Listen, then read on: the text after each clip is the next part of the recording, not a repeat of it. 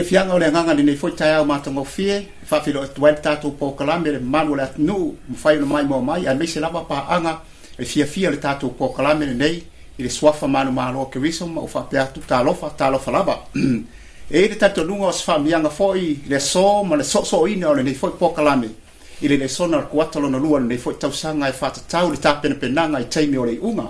o le so o matou mafuta faatasiai foi ma paanga ma le faasoa foi faatau nei Lesona sunga to ina ia le pepe ma le kalesia ma le loa ia faapea foi ia sunga to ina ia tantelole ma le kalesia ia lo fau ia sunga foi ia Grace ma le kalesia Ioane ma lo tagata faataua o se faamianga le faasoa mai foi ma le tulaga fitufa ai foi e faatau le finagalo le atua ma nofo malamalama mai foi o tatou tagata e faatau le aga i atu le taimi o le iuga ai mese lava le galuega faapitoa o le faaolataga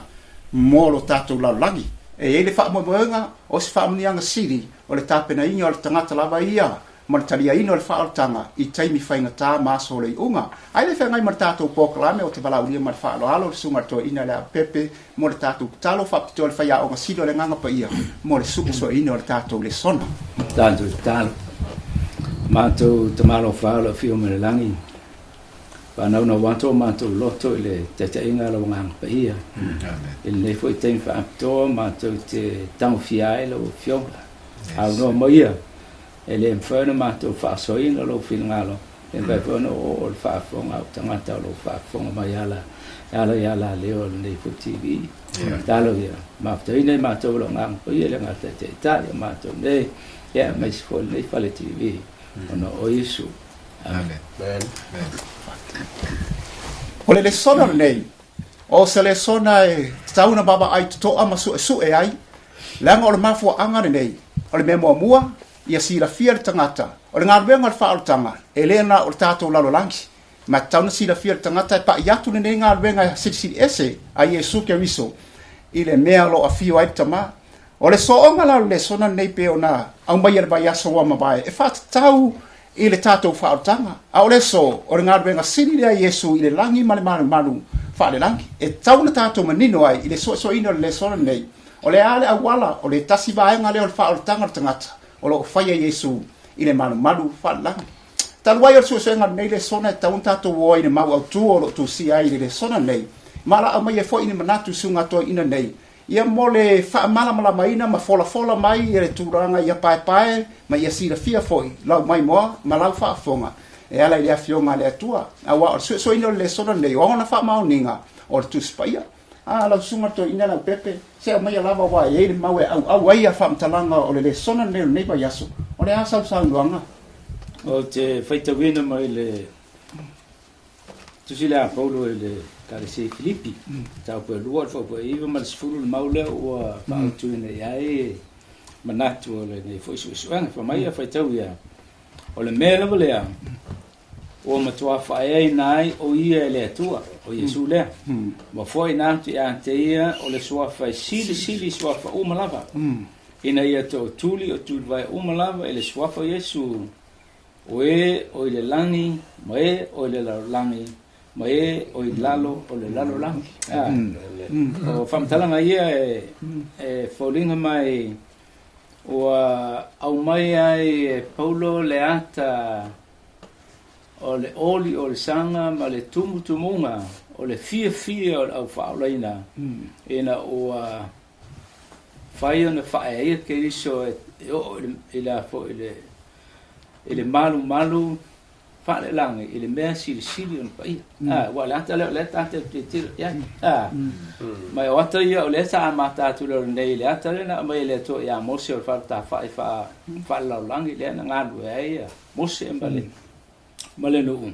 a lea la ua uma le faataunuu mea uma i lalo nei lea ua afio Iesu i le lagi lea ua faavaai ai Paulo i le ia Iesu lau i le fo i le malumalu i le mea sili le paia o lana galuega lea faafautua e galue faafautua mo tatou ma le ulausaga leo Paulo mai leo Paulo ua le agata ua faasilisili le atua le suafa Iesu lea ae famai ua faapena foʻi ona tosiga atu ai le vaaia le lalolagi uma ia ma auma ia mataiala ia ua tatau ai ona o ifo lalo mo tu e tu me ngata la tu le langi tatou le langi ala to fo la isla lo langi foi le tua na ta spea le tua tatou tapo e ma me fia tatou umala tatou te o pong tatou fa ta sim paulo e nga luenga o foi e sumo tatou le o mo waila no tatou uma le langi ma lo la fa va ia la o tawo tele le amai ngor fa malamalama ngai ole memo mo tau baba ai lewa mai ale manatu nei e pe o ta ua le tusi o le tusi ya de mta mo fai polu suma leiva le taimi fa le papti songa Iesu le tiola le le sa no nei le sunga to ina le mele to tu vai o mala no winga tatu tele ole Faitau wina tu la ngol paneta nei tatu te ya fa mai fa pa uma to tu vai ole mafu anga e yeri tatu nunga fa talanga le mo ni mawa Ioane fa mai fa u te mai ma mo na te abe sele ang sala lola wa fa Faitau na tatou lola e pese I fo Lesona le tatou so ina o le ala tatou va ai le tusio Eperu lona fa ma oninga le tau tala foi la paulo pe tau tala tusi le Filipi nga ia nga tu al fenga tuai o mera le ta o te le ai le fa malamalama ma ia si la fia fo I fa fo ngama le mai no mai ratnu e ta o te le mero to tu ia le fa mtala fo tu fa linga mta o pe lima fa mai o mele le fa le lang ina wale mafai se tasi tala tusi e tama ma mo la le tau tala Ioane mta mo fa pe lusu maleva fa mai wa ta ngotu tusi matala fa pa ule to ina lusu mal fa me ola fa malatu ala langa o te mai ma mo fa si tau langa na waktu ya to orbi ta o tele la me la le ya nga tele me le ta tu te va ai ta u or nga nga Iesu fa Faitau langa le langi longo vinyo le me le wa tupu le langa ya sa fa mtalanga la sunga ta te lo le fa tau le ba nga la ba le ta tu to lo lo fa e to tuli ya tatou tuli vai ya Iesu wala fa mai le ngata le langi le lalo langi ya o te leo hoi a satani o tino hoi e to tuli satani ba ya Iesu wa o tatou wa me o mana fo e le tu ta wala ta ule palu wala Iesu le malumalu wa te lolo o le mta pusili le na te le tu spai tau so o malumalu no nge lona ia lona taua tatou o ngaluenga le falta e wa tau te lo le ia te lo tanga talia Iesu talia Iesu ia pe o le mai le o le tatou Lesona pe sel maule ia tau te lo o le malumalu le me te le stamai ngai tatou la wala ta uma ma la fofo o le ifo ia te ia le nga o ia le wa me fa ele ya tau tele mele wa mai la sunga ta talo le mele o le ifo ma ta wa tu so ta po inga le to atuli tu vai mai tau fo le mele no wingo mea o mala pe ko to tau lo ma fa fa fo mai la nu fa tau o tele nga venga le Iesu o le mele o si la fior tanga talon fa tanga le ta tu tan lo da so vai aya si la fiela mai lo tanga tanga fa tanga tanga pa u yon tu vai mai e foi la o inga la me tu so isa fa pe wa yo mo vi na fa nga ina ia al tanga ta wan na le lo le Atua lo no winga la tau tatou malamalama le ngal venga fa tanga man ngal venga la le lo winga ele mama muta le ngal venga fa tanga le wo mona maliu Iesu ai ai lo ngal venga sivita ualia wale fa tau tai le unga mata pena krisia mai asau fa poponga la vai le banga sivita ta u tatou Lesona ele tatou anga ia tu le aso manatu ta u la fa tau tatou mutu to lo ole fa mautino anga le ole faaositaulaga man fa atotoina man fa umaina o fa tanga ole ole tagata awa o tatou faafitau le ole ae tau ave mai lava le tatou susuenga le mo tatou nei ole fofo le angsala awa ua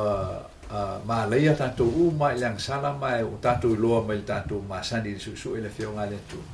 o le amiotono o le atua ele feliuliuai ele susu iai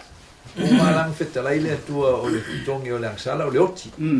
e o le oti la le o le ae fefe ia unga tupulanga mai le amatanga ia atamu se o mai lava le so o le ae e afo faasoloki kako ia ma faafefe ia tatou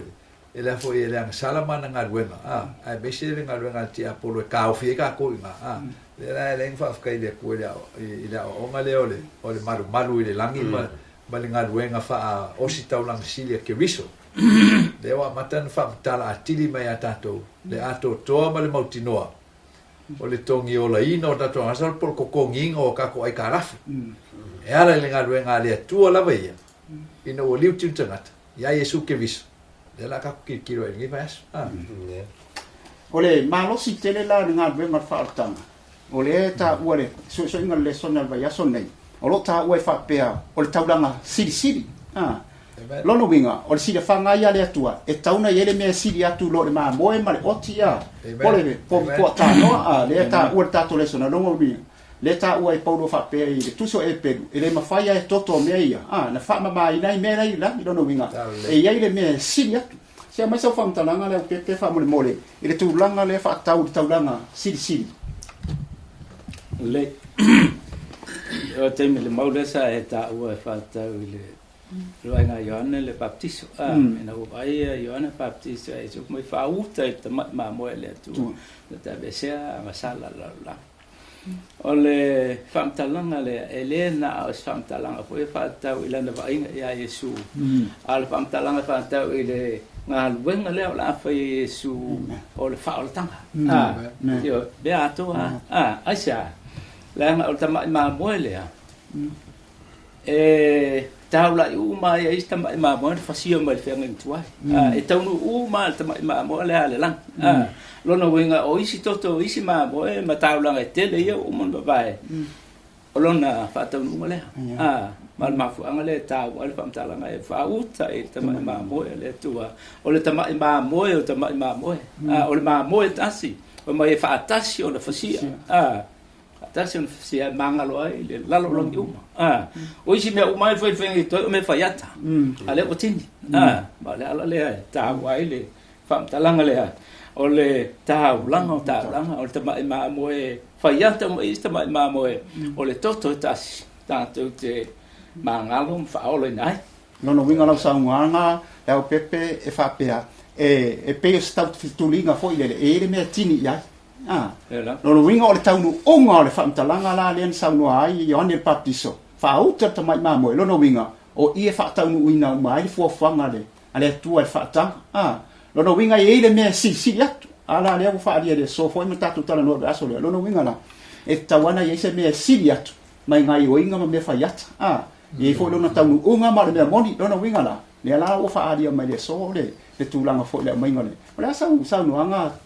lo le faatau ale vaenga lea tau te lo le taulanga sili ilo le sisi taulanga sili atu lo le no fai Iesu o ni ale fenginga tuai o me fai ata umai o manu sa fasi foile fasino ia Iesu le tato fao ai mai ele roma le valu fo peto fa mai o le mea o le mawhai e tūla fo no o vai ona o le tino mai o fai le tua lona auina mai lona alo o tino tagata agasala o le taulanga fo'i mo agasala ina ia fa'asala ina ai le agasala le tino ele maliu Iesu ele ai lava sisi auala fo tatou tea ia o tulafono o le totogi o le agasala o le oti ia mele roma na ono lo supu ia fa'afetai ai Iesu ona o le mea alofa fua na mai i le tua mo ai o tatou le fa vese fa le fa mai he was born to die ya paulo tanga fa mai na fa na mai ma soi fo mai Keriso le o malu e malu no le plan na le tu o le va na fo o le ata e malu mai la va Iesu e foi malu mo tatou yo le te fa fta e o ya Iesu o yo tanga sa ele faia sisi a wala no tu atu se vanga na o malu Iesu o le tin tanga ia ma ri utongi la tatou tangata angsal tawo tele la famtalanga lea ele ma fai la tangata i sana lava awala le ma fai ona ve sela nga sala mai le tino le ta o paulo tu se roma lena e saunua ile ma tua le fai lava o le mena le to tu li vai nanga na o Iesu lava na te ma fai wa tasi le awala la te apolo le fene ile tu langa lava mi fai tangata ia na fai no fa ortanga pe sfata ta inga ala mai mo mai la tunu pe al menen faataunuu le Atua na faia ya saulo pasioti uma sa meleka ai mulian fa lu ngotu la tangi si mai man fa mai se ngau ku ua ngo fisikal o la le wingo ia me ai mai singa fasa o ngai mbere le ia faia ita ulanga ia to ia yo ile ai e siri le sta i le nga o mambo po o le winga la le tangata pe fo o fainga ta ulanga a Peru makaino tal fai lava kaino tinana si la fia lava mai lo e kaino e ale ai se fa mali ninga o toto e ai se fa mangaloma ai fai lava lana awala mena le talia le tualo no winga la o le Lesona le tatou soina e le mafai e tangata sana lava awala ona fa ola inai se kuise mai vanga le mana e tele le o atunga sunga o pepe mane fa popo mai fa singa lo le la sau no anga faatau vanga le atatu te la le tasi vanga popo ke le foi le aka o faatanga lenga mai foi a Aperu amomale mai fatunga le tua e o sir kaulanga ia isako ye le na fai lona ye le faatanga valaauina nan talia ia ia Aperu amo ia isako o fa ko isako ia fa ko le o fie male afi ia a fel mamwe ia fa mai kalia a pela amo mai elena e saungia le tua le mamoe o ia lava e faia i taulanga ia lenga le onga nga fo inga nga fasioki le olo isako langa e ole aka nga e le mafai e se me kasi e fai nga ka o ai longa oki o nga manga lo ai pe ko ngi ola ina ngasana e ka kau nga e se kaulanga e sili ako e mafai ai on ko ngi ola le ngasana o kaulanga lalma e nga ole kua e fai ai kaulanga la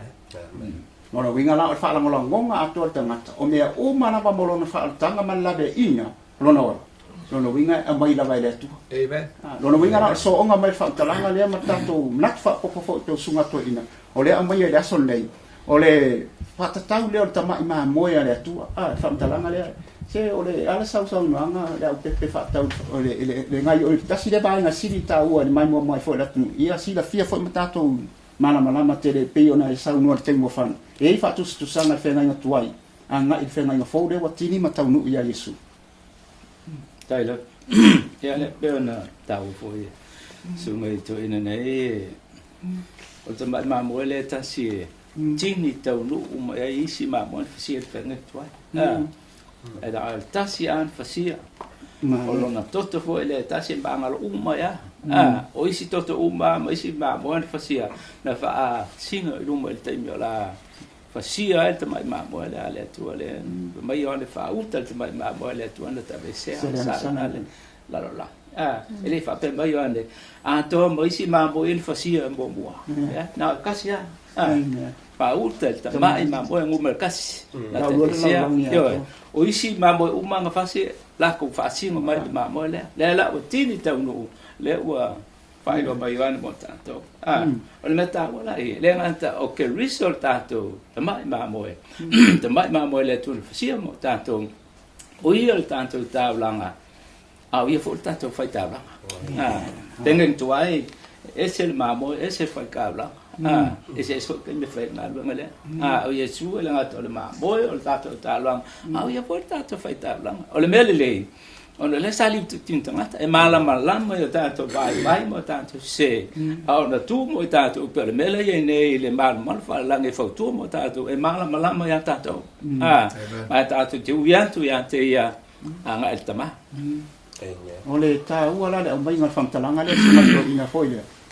o le upule le fa ngaina o na o Iesu la ma le upule fa ngaina fa pe fa tasiana maliu ya Iesu atono fa balo anga foile fa tau ten foile na le o foile o na le to mose le no folanga pe o melena ta tu le to ya mose sa un e papa a to tai el papa Iesu ya wale tau no o folanga fa tau la ya fa tasilena o mai ele o pepe e tasile maliu o Iesu o le tasi ba inga ta o le morsi da fia fo mai mo mai le ngata o Iesu lava to mai ma mo le tua o ia o le fa tau la no winga ele se sengo me la sa no anga no le foi faatau le tau le vanga le tatou te lei i talo atua le pule a Ioane wa tau kausonga asens o le le o va tu nei wa ya Iesu fa mai fa uta ta mai ma moya ale atua na tv se ale asa wa we are that's full gospel wa pia na maila fo le malumalu wa le tele o Kerisiano e duala i le vanga mo fo le o le justification a talia Iesu wala vale vai le maule Ioane mo mono suiva e tau tala a to la vai faatau le ngata o justify ta to i le vanga le ole autocode ia e tau lana la ia tatou le mena o le afo le fapa ina se yo la vanga le o fa malina ia tele o Kerisiano a talia Iesu wala vale ia na lo le faile Pelo na iwi male me mana oi. Ia failang sana. E o fona faalinga le su tolu fa po vanu le ma wai fo foi. Le lalo langi uma ya te il man fi ai voi le sa uma le fe mo le faalinga su tolu. A fa mea. O le tusi ola to ngole tusi ola. Tusi ta mai ma mo. Le na fasia. Ai fa vaina. Io ali fa vaina la langi nunga ta me tato. O le tala le lei atoa, e le ngata i le. Vaenga le hui fai mai mo moti mo te o tonu fai pa sulima. O le e kale sia, o le faa vaena o le upumoni, o le e kale sia, o le poutu lea, pea ho le tala i su, o le Ioane sul faa fai po e o le ala, o le upumoni ma lea. Ma le ola, a fa mesa la mo fitu fai po e su tonu, fa mai, oh God, your way is in the sanctuary, lungo le awala le to le to tonu ale after faile e o le mana onga foi la tatou susuenga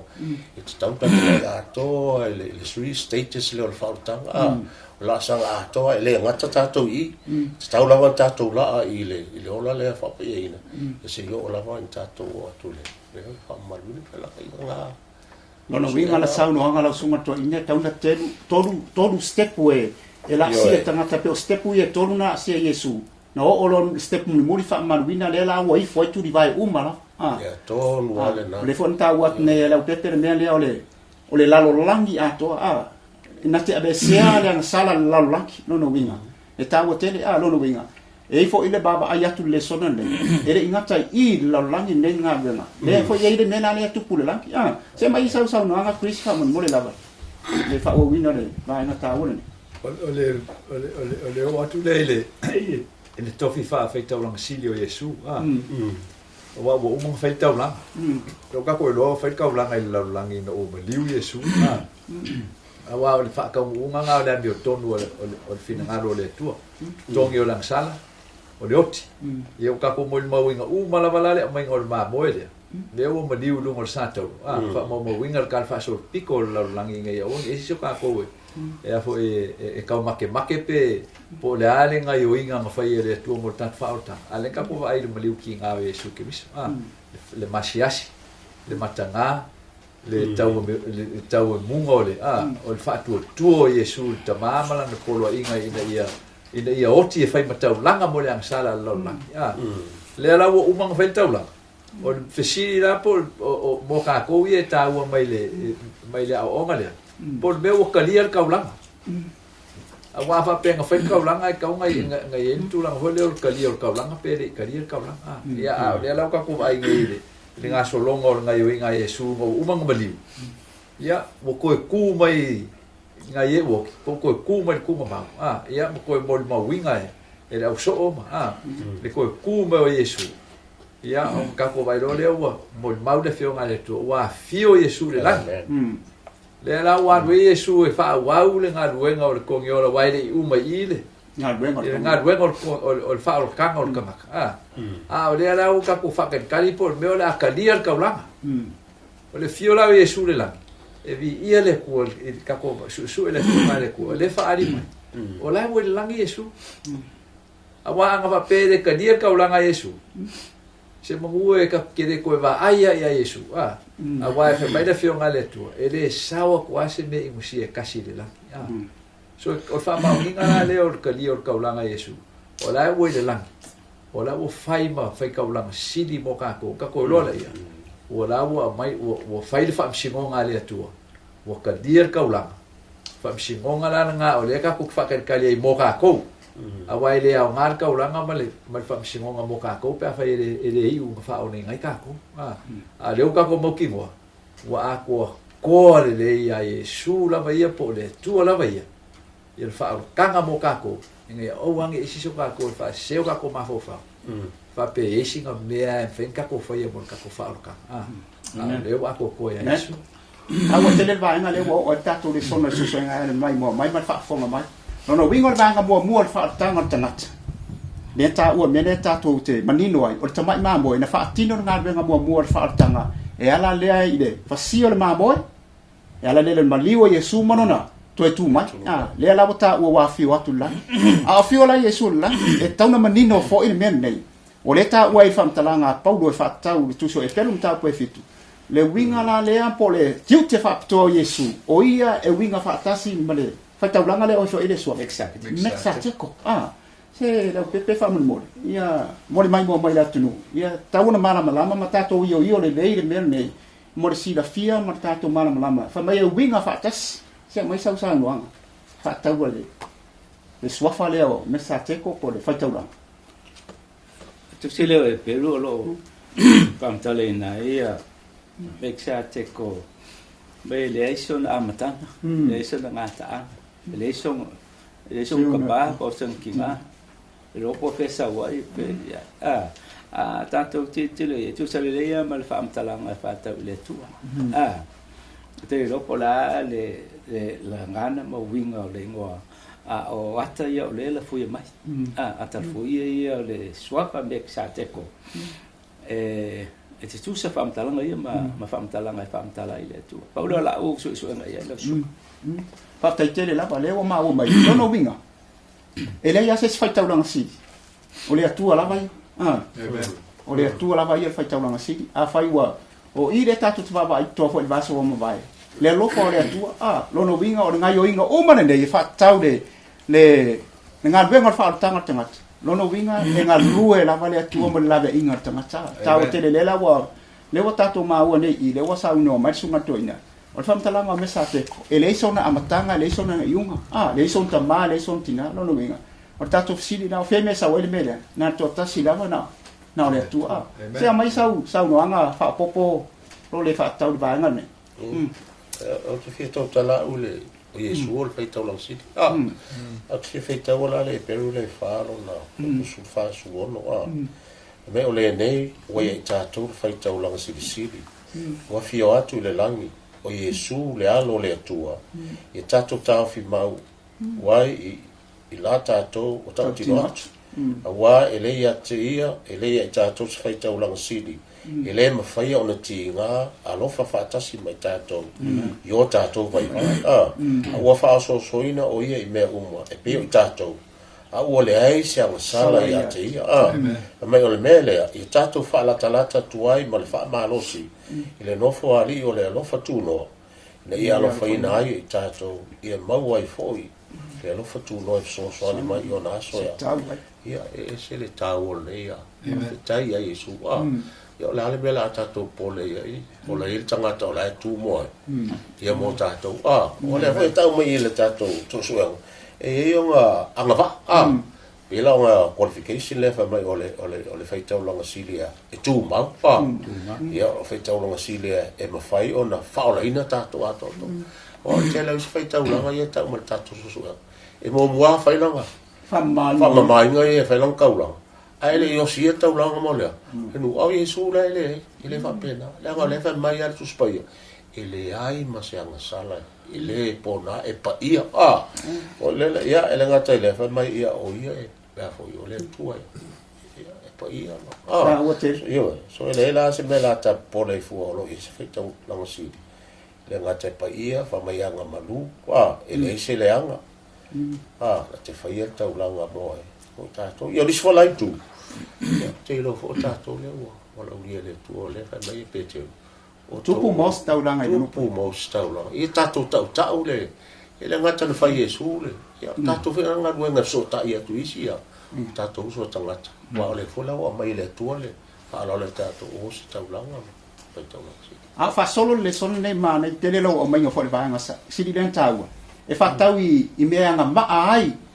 le tangata ona avele Faitau la o le nga ala le o Iesu e pe o fetalainga Iesu lo tusi Ioane le nei fa ia tu ona uso e sau fo ile li o la langi ya ai na tere mo se meia ya cha lo fa tala le fa tau le nga sala na soifua ia o le fai famtalala e paulo fo ilana launga ia Eperu o ia e le liwa na nafi o Lesona o le tasi lai baanga sini tau le wa mai Lesona nei e ia lona ese esenga o mea nei o faitaulanga lo langi nei e man faitaulanga tauna lu langi faia le nga venga le o lona ese esenga la le foringa mai e fai mua le faitaulanga sidi le taulanga mo ia toang fai ena fai taulanga mo le nu lono winga e ia lona ese esenga o le tatu tfatai le Lesona le tau nei ile awana le faatanga mo tato o le so onga le mene tatu te loi ile taimina maliwa Iesu fa mena famtalanga wa sai wa ina le ie io na amata mai lunga lono winga o mea uma amata mai le tua na fa mena famtalanga wa le to yangi taulanga le ai foi mania mani fai taulanga o tasi da le me manino ai foi tato taimina o lo nga yo ndava le me lilo le amio le nga faatau nga venga nei fa le nga venga a Iesu ma le tatu baba ai faatinonga faatinonga le faatau e fai lava nga venga mo la veino o ai pita ele o le mena le nga ile no le tatu nga ila vale manatu sili nei taua faatau le tatu baba ai nga va a Iesu pe fo la no boni mai on ta mo tu so fali ina wa te pa Ioane baba ia tu nga la me ai lo atu Iesu lo no vinga a fai le lu potu sa ia le nga venga fa faatau la nga la ni me lo no vinga fo ia va nga lu tele sa tatu baba ai le ata fa la ya le la tatou baba ai ta ua ia le sona foi la le so ma tatou baba ai le mea le ole pulunga se misa foi se tulolo lo mutu ma le afi ale fa fonga mai e pe yo se misa le mele e kupu o le winga la famtana e famtana le tongo le so le ta o nena sa no mersunga ya ta telo o io tatou pulvanga se la pepe se mo le mele ole mele pulvanga fa malamalama tasida le winga ta waina e winga ta ua ia mo le faitaulanga a vea ia ma pulva e pe o le pulvanga o le fasamo sa o le pule o le intercessor va petani ya le pe o le fanga ina isi le pule faatuatua a le pulvanga tagata tu le va yo tato vai a Keriso le fa mai ya fo ya paulo tato ma o tu o fa e na le tu o tu ele o fa sili polo in tagata o ma le langi la langi ifo ya ona ua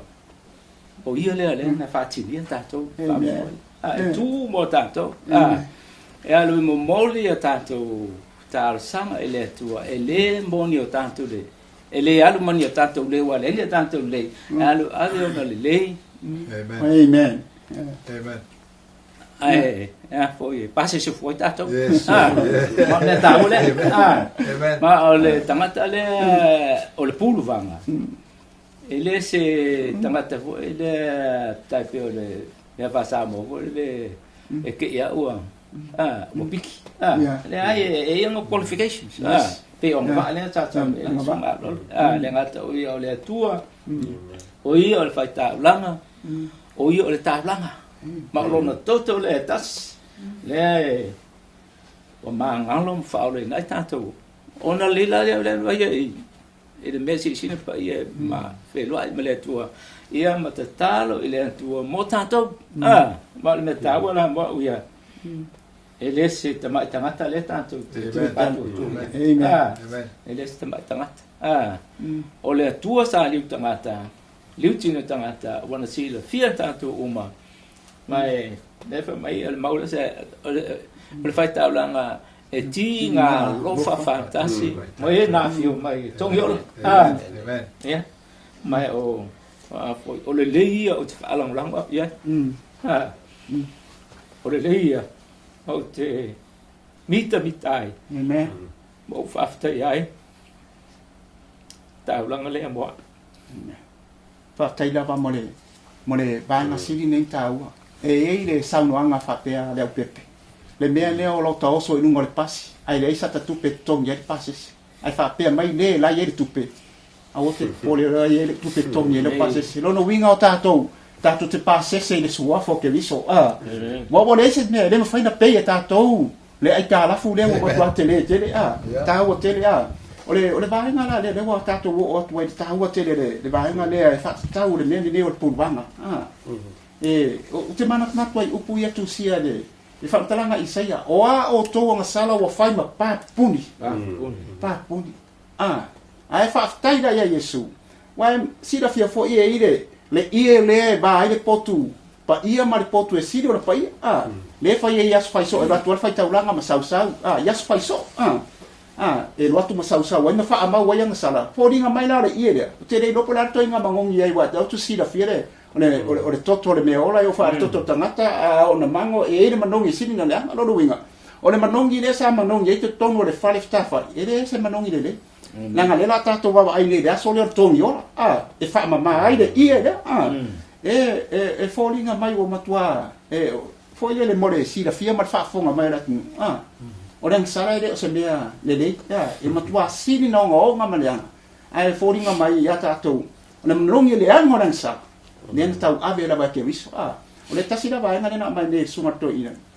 le mea nei le wala ne Iesu o ia pulu bang ele abia ia ni tatou le vai le se si le te wa pa Iesu le na fa le o le fa me Iesu ele se tasi le na tamai le tasi le fa ma ni e matua perfect le tu langa o le tu tino o Iesu amen e matua au ia la valenta o sunga a lole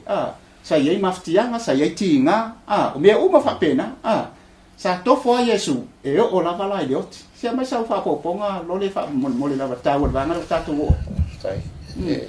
pe a luta o le sunga tai e pe o Iesu foi tu e faalelagi tatou tu atu lo lima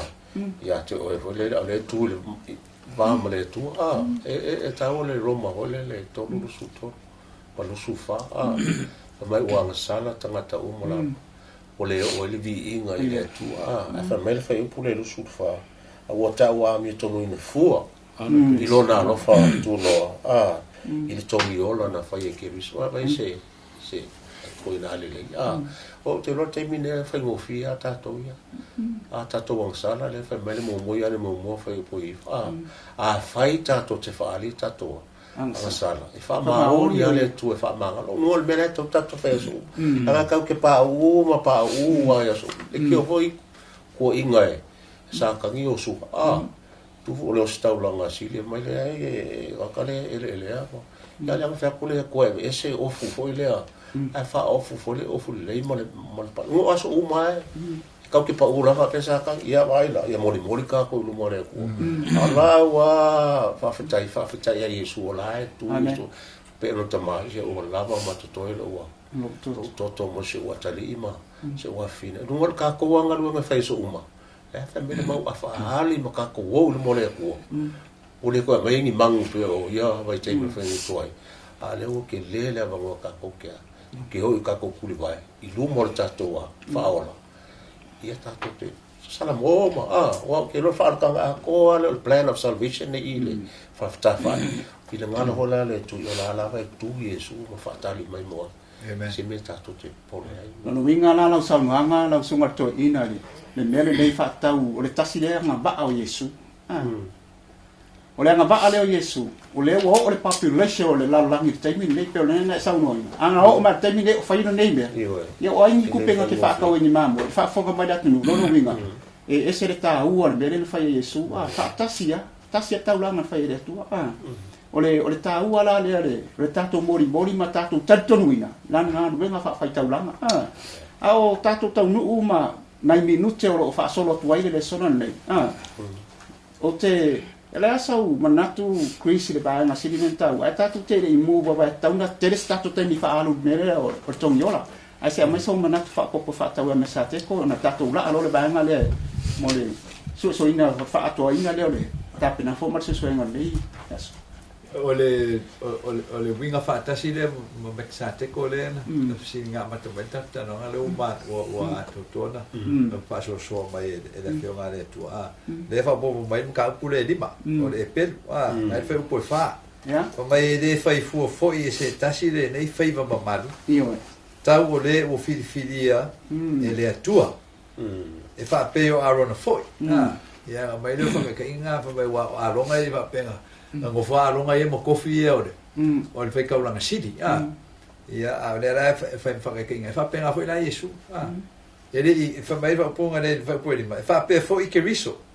na le fa maulunga ina o ia ina ia fai o ia mo Faitau langa city o ia sa fetarai mai ate ia. O lo watali oe. O whanaua oe. I le aso nei. Ia on koe whamai rolea. E pei ona fetarai mai e foile o ia I le tasi upu. O le faitaulaga oe whamavau. E winga whaatasi. Mexate. So kako role I le sa o le o kako whamkaranga le kako susu e le Afioga le kua. O le kua le whaasingo e le le kua inga le o si kaulanga ia mexate ko o le whaafenga I o le kofinga ngā le kua o le kofinga fo I le a fo e whanonga Israel le ngā me salevi. Ia o le kua ingo salevi e sa waile. Il fai kaulanga sili o alo. Ia au le ko ingo mexate ko sa wai Iesu. Le ka ko ke ro ina fo il ka susu enga. Ia on ka o le ka ko ba enga la. O le tua ia nga fai ko finga le o Iesu. E fai mataulanga sili mo tato. Inga ia mau ki ngoa ia ka ko. Ko le nga ruenga le tua. Fa o le ka ko le manga ele so kanga le upulo pulva. La wa fiu Iesu le lan. Ia o isi upu fa makala le kofi kulanga nga fa tofi o Iesu Keriso. O le so kanga ma le o fa le lenga. O la sala o fa o vai lua I kako. Ma le tu. Ia o ko ngiola ma le nga ruenga fa kaulanga sili Iesu. Ko kasi I kako ma le ainga tu I le lan. Ta wa tele va nga le wa o le tatou Lesona ma la sananga kuisi. Lona winga o le tu o le tino ato Iesu. Sanga yo ye faatanga I lalo langi ne. Amen. O lona ngai tua la le wa fanga. Ini fine face Iesu ma le tua tama. Amen. No winga o ia le wa Iesu o le feitanga I le lona winga wa tu Iesu le tatou wa. Faalelagi ne mele planta o sunga le pepe. Wa ba ai le sona ne faatau le nga wenga faatau langa Iesu. E lona ese senga. Awai sa yele manatu foi le wala ai mo sale vio la to tiute le faitau langa. Ai petai wa ese la wala le tofi ai Iesu e le ai nga sale vi ya o le mele tatu te lo ai le ai le fifiri el tagata se sia me ala wala faaolina au mai na vai da tua ta o tele o le aso tongi wala o le aso siri le ia Israel yang o Mose tenu o mai a le aso tongu saunoanga fa malamalama fa I Lesona nei pe o ire tuli na ia ire le faamtalanga le faatau le galuega o le togiola po le mea le la fai le faitaulanga e morsi le fia mai mo mai o le au faafoga foʻi lea me se le malo o le tatou tunu o le aso le togiola pe o se aso sili le na tuli mataʻi ai tagata o le atua Israel ina ona po ai fa me faatasi tausaga le pe o le aso le togiola e I lau sosoʻiga foʻi lenei vai aso le se au mai sausaunoaga e pai tāua tele le aso le togiola ana ia le ata le mai le le iva losu tolu o le ata le a mai ate tatou ai pe ia o le mea foi sa tu ku le penga tuai o nga sala uma o aso uma makaula nga fa mo fa ia ma sa va foi ma sa o le ta o lo sungu ngam ma o pispisia ia ai kasi ala sa le esui lo de nga ave I ma o le ata o ngalwa Keriso le foi le langi mo tatou bia ta over te vai ele albi ai mangio ka ku le wale ngio ka ku le o ia le tatou ba mo le tatou ta langa o ia foi le tatou Faitau langa Paul mele tatou te efsota ia le tusi o Eperu mal tusi tani o le taimi ma susu nga o le valaauina le tusi tani e tanto te lo ai o le taimi le na ufa la Iesu ele malumalu ele malumalu Faalelagi le mea silon pa ia o afe valsala fasoa mal fa tusi nga valaauina le wafe mal tusi lati lo ele lava stemi famtale la mai mo ai o le taimi le ta o tanto taimi le na ufa le Iesu la galuega faatatua mo tatou po le galuega faapuluvaga I lumo le atua mo tatou lona faia nei le galuega lea o le molina atua tatou na ia talia tatou e le atua mea la tafai asa o la le faitaulaga e nofo sauni ave le taulaga lea ma momoli le apo ia le fuafuaga le ale nuu mo mea sisili pai a le nuu e tatalo fafa ele ko faia senga bunga ang popong kakalo awa faaleton e oki fai ka la papalang al fai ka lo ang sa ka bu fa ma mo ya bai al fai ka la la le ma ave tatou yo e le sa ma le ka ku fia e ke le fa mo ke le fa mo ya ya o io le tu o io ta ma mo o io fai ka la o io po el tatou o tatou suyo taimi le ta o mai se so ma tusi le tatou suyo na Eperu ma so Faalinga ma le tusi tani taimi le fai lo mai o le taumate taimi na u fole ke sa ta fuafua la taimi na o taimi nei ia te le te mas taimi foi mai le tatou Faitau langa le o mala ngale ya tatou tali mai taimi le ya foi mel tatou tu la vaina tatou e falling on my line samuanga sunga to ina le melena amata le sona ne fatau tapena penanga te no aso le unga lena mai tani ek langa ida wala so ta le sona le pe o valaauina le fatau lua fe mato se la o le valaauina o milea mai e forta to nunga o le valaauina la le ta wata se fa o i tau sanga fa pitoa le o le tau sanga le na mai ai me uma ma u fale ro Iesu di me silio na pa ia le aso la le ta o le aso tongi ola mo taimi o ana po na mua ia le to tu si la fia le aso tongi ola o lo ta o tu so Levitiko ta pe suma no e o le aso fa pitoa le ngata le aso fa pitoa a taimi fa pitoa ma ona nga yoinga ai fa atasi na Faitau sanga ia le ta o sunga to ina fa mtalanga mal mol mau ele ma fainto ya lo stanga ta to ya e fa mele Atua o to u mana yo to fale o mai fa tala mai e pe se i e met tu pu le aso tongi ola e o te loa i mete tupu le aso tongi ola o le mea tauna tupu le aso tongi ola o le mafau fau i folava o tangata ia ia te ia le ti ola fa peo le aso tongi ola le ngata o le aso le fa mamanga o le aso le fa masinonga nono winga o le aso le fa masinonga e le fa masino ai tatou ai fa masino ai fa masino ai le ti ola va Iesu mene o te fa masino atu nei te ua fa masino mai lono winga e le yo te mitu mai fa masino nga tatou e ta ua le mele na sauno atu al sunga to ina le valaauina sili le na umi lono winga wa le man faatatia le tuat pokalame i lo tatou lololangi nei ma le taimi a matainga aluenga faafaitaulaga Iesu e se mana i lono winga na tasval faafaya ki topa solusulua pe a tatou vavaai ai le faiga o le valaauina le ma iai foʻi me tupu lava ia na e saʻo ai le lava se taimi ae se taimi mulimuli malamalama faatau lenei valaauina o le aso togi ola se o mai sausaunuaga lo le faatatau lewe le a sau vavaai ai seisi vaega tau tonu le aso le togi ola no le pia le ile tani lo va le sufa mai ona fa mai ile o ia te se ia Atua fia lo fa mal todo se la o le fa mai na fa mai lo man yo tato va ile la mataino le fa masino ngal pe fola ono fa le Faitau la fa tasile ia penta o tai mai ono le se tai titia tu la ilo Iesu fa lona o faatu Afioga mai la va fa tali la va ia te oe ma ia ma se tatou tulu e fa il tatou filfili la nga va ia le valaauina umina na o le taimi le fa me kala tie fa when the fullness of time has come God sent for his ta lo le taimi le tu a mai lona pe fa la nga la Iesu la tu le fa mai le fa ringa su fa no mo le fitu ma o lo fo Ioane e angiru la le tau lo to ai ngolanga o ia te ile tala le fa ko good news mai le to le gospel le na ta o le na Ioane le o au ta mai mamo o mo mai le il tala fa alta le fa mai i ta to mata ta ave le to le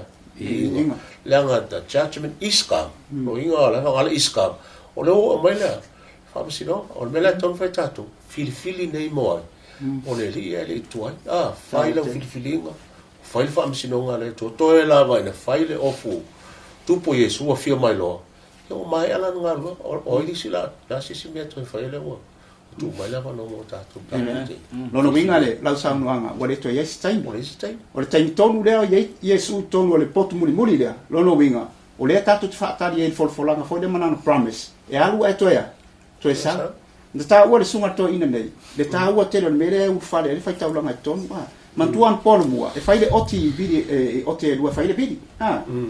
o le toto la o le me u le video le toto la le oti a le tue le taua au le sia ia na sto si la fia lava foi le e fasila le oti la le mai mo moli la lona toto i te tono le me si ona pa ia o le taua la saunga foi ia le pepe le fo mai la sunga lole me le ale saunga mai sunga i to ina ya quiz le taua la le tasila le me le fai mai rotu so Eperu e le mai o toto oti po povi po mamoe a o lona lava lona toto lona winga o le fainga nei le sila au le lang i le mele o momoli atu Iesu lona winga la o sa nuanga wa tau tele la so tongiola wa o tua oi le male o le faatali atu tangata le atua le ufafo mai Faitau la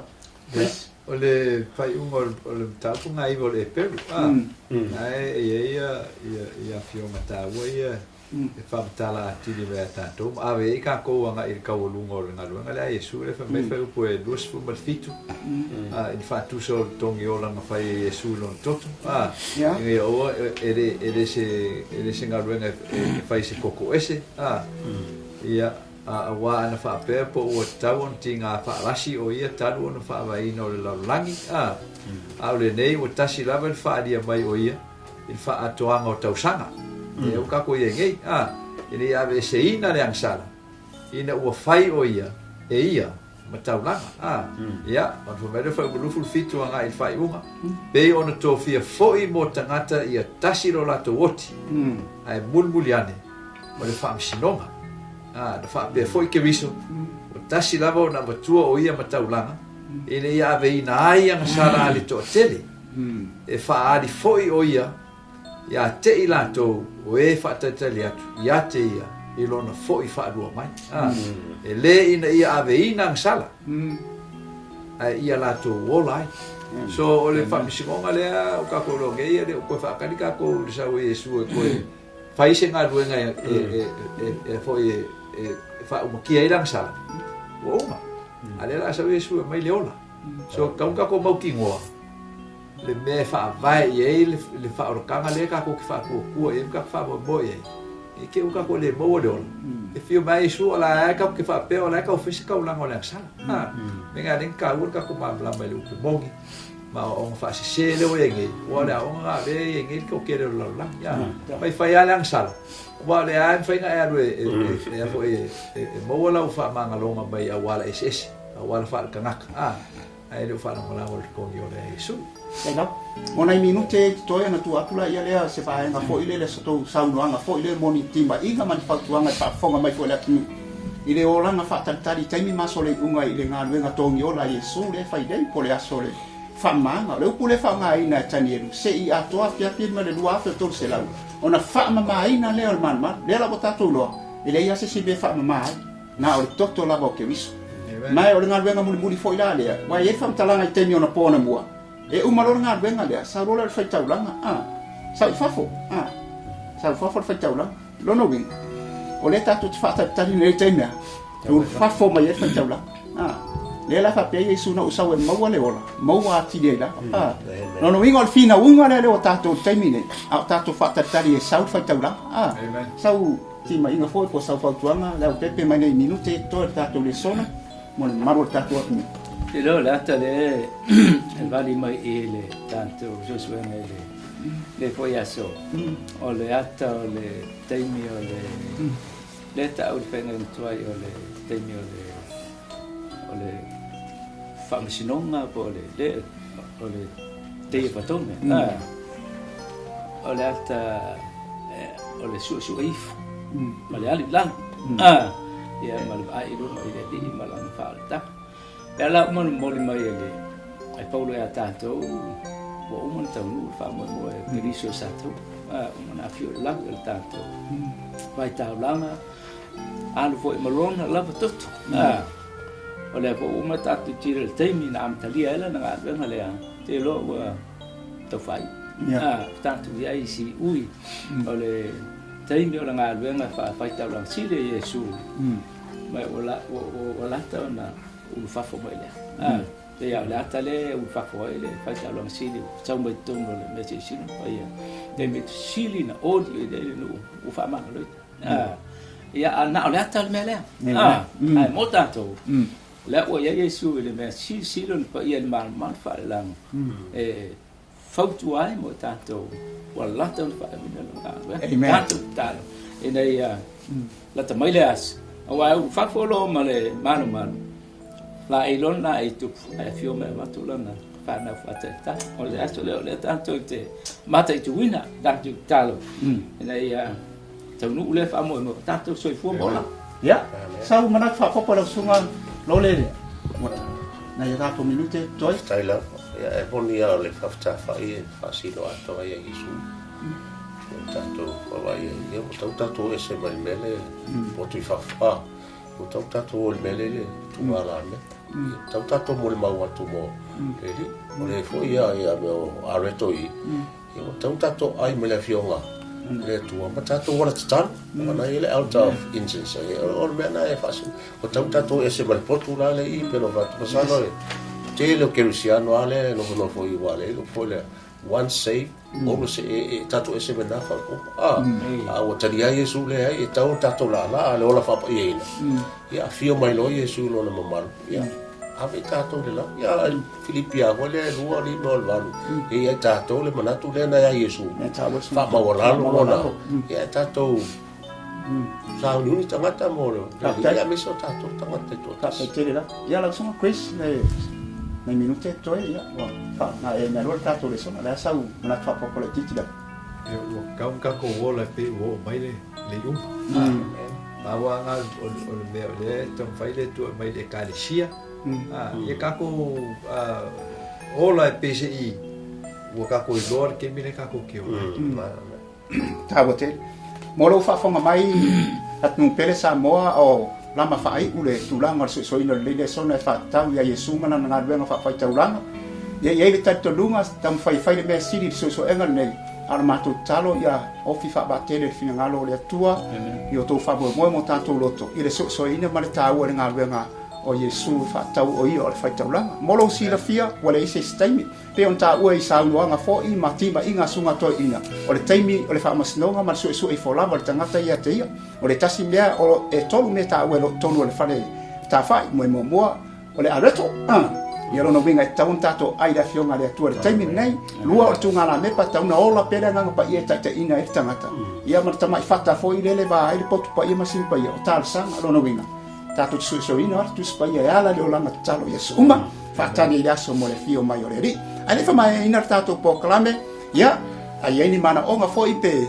ni me na mia fatau tato Lesona ia valaauina tato ofisa i le ono i baiba faatolu balu ono iba faatolu balu amna mia se pai postali bala au mai lava le numera na mo tar sanga foi tu lango mai so se mera ma na mia so soan ia bala au mai tato numera na ale so martato maftanga ia ngale leile atu tiute fai ona ne yaso ia la tu ina tu songa ya lole na te fa mai ina mai tato talo ona tapu ni alo ia le tato po klami